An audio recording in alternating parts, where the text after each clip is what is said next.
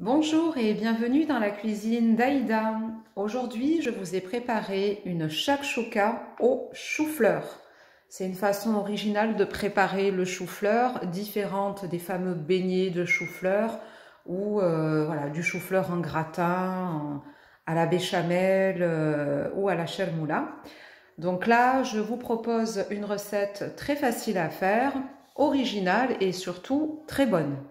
Donc pour les ingrédients, il va nous falloir un chou-fleur entier, 2 oignons, à peu près 5 tomates fraîches, du concentré de tomates, de l'huile, du poivre, du paprika, du sel, une feuille de laurier, 2 gousses d'ail, moi j'en ai sorti 2,5 à peu près puisque j'avais des petites gousses d'ail, et 4 œufs. Il nous faudra également du persil. Le mien est encore au congélateur. Je vais le sortir à la dernière minute pour éviter qu'il me dégorge. Voilà, mais écoutez, on passe tout de suite à la réalisation. Alors, la première étape, on va d'abord s'occuper de notre chou-fleur. Donc, on fait plonger notre chou-fleur coupé en morceaux, donc qu'on vient de détailler, dans une casserole pleine d'eau. Je n'ai pas salé, je vais mettre ma feuille de laurier à l'intérieur, c'est pour l'odeur, et je vais venir mettre un petit peu également de bicarbonate alimentaire. Donc ça va aider à neutraliser en fait les odeurs. Et il y a une autre petite astuce, c'est de mettre également du jus de citron. Donc ça, c'est uniquement par rapport à la forte odeur qui se dégage quand on fait blanchir le chou. Bon, ça aide en fait vraiment à neutraliser les odeurs. Donc on va laisser notre chou-fleur cuire à l'eau comme ça pendant à peu près un quart d'heure, à partir du moment où l'eau aura commencé à bouillir.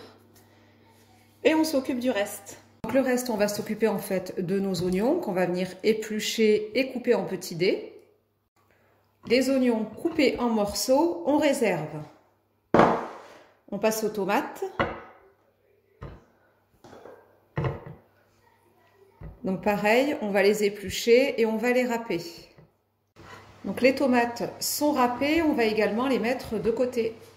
Et pour finir, donc en fait, on a notre ail également qui est râpé. On a donc tous nos ingrédients qui sont prêts. On va pouvoir passer à la cuisson de nos aliments. Donc là, le chou-fleur est en train de cuire encore. On n'a pas fini, il est encore dur.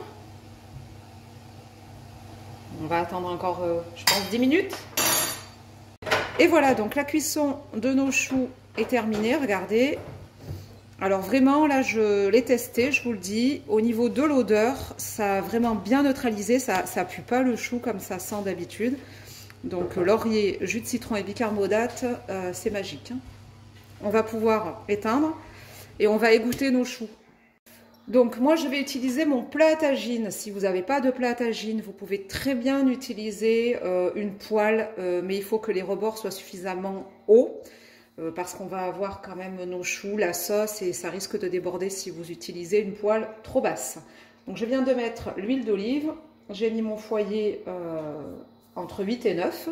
On va attendre que l'huile chauffe et on va pouvoir commencer à préparer notre shakshuka. On va mettre nos oignons. Donc si vous n'avez pas d'oignons jaunes, vous mettez des oignons rouges. Après, encore une fois, vous faites avec ce que vous avez et avec ce que vous aimez. Si vous voulez en mettre moins, vous en mettez moins. On va laisser cuire comme ça nos oignons pendant à peu près, allez, entre 5 et 10 minutes. Ce sera en fonction de la coloration de nos oignons. Voilà, donc mes oignons sont suffisamment colorés. Je vais venir mettre la tomate.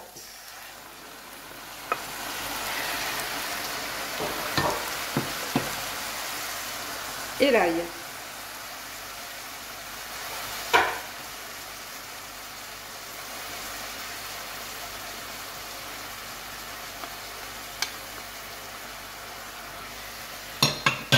Et on mélange. Et ce mélange, on va le laisser cuire environ une dizaine de minutes.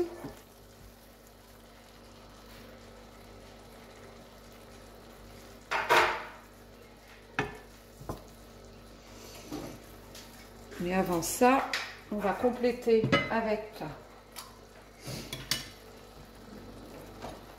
notre tomate concentrée. Donc on prend une bonne cuillère à café de tomates concentrées. On va mettre un peu au centre et on va mettre nos épices. Donc à ce moment-là, on va mettre le sel,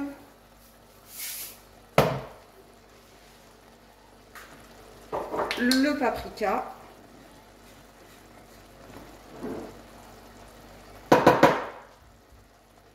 voilà, et le poivre.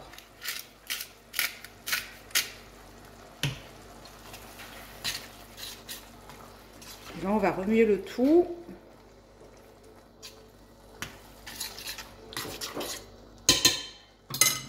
On prend la cuillère en bois. On mélange bien.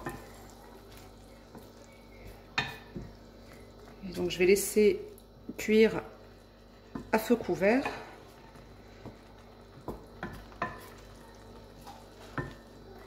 « 10 minutes environ. Voilà. Allez. Je vais venir mettre du persil. On va en mettre un petit peu maintenant et puis on en mettra tout à l'heure à la fin de la recette parce qu'on ne verra plus. On va mélanger.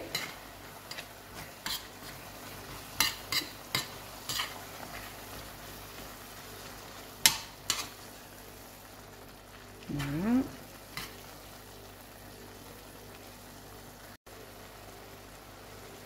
On vient déposer nos choux-fleurs.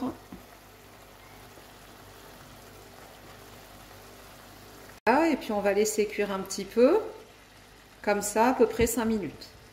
On va retourner un petit peu nos choux. Également.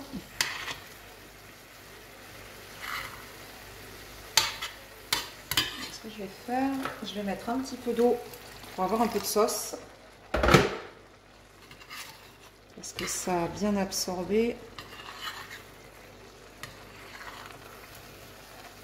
Voilà, on ne veut pas détruire nos chou-fleurs.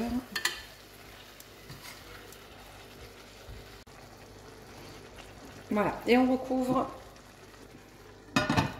à peu près, allez, 10 minutes. On arrive bientôt donc à la fin de la recette. Il ne nous manque plus qu'à mettre les œufs. Donc moi j'en mets 4. Après, si vous voulez en mettre plus, vous pouvez.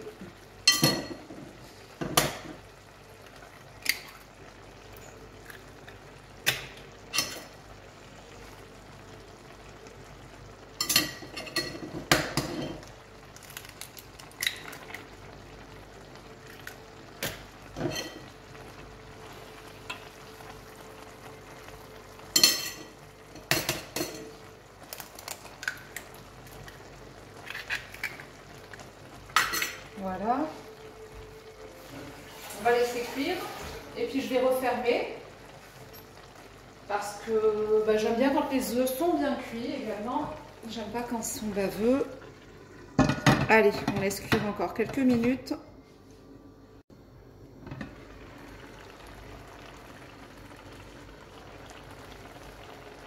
Et voilà le résultat. Donc on termine en déposant quelques feuilles de persil sur le plat. Voilà.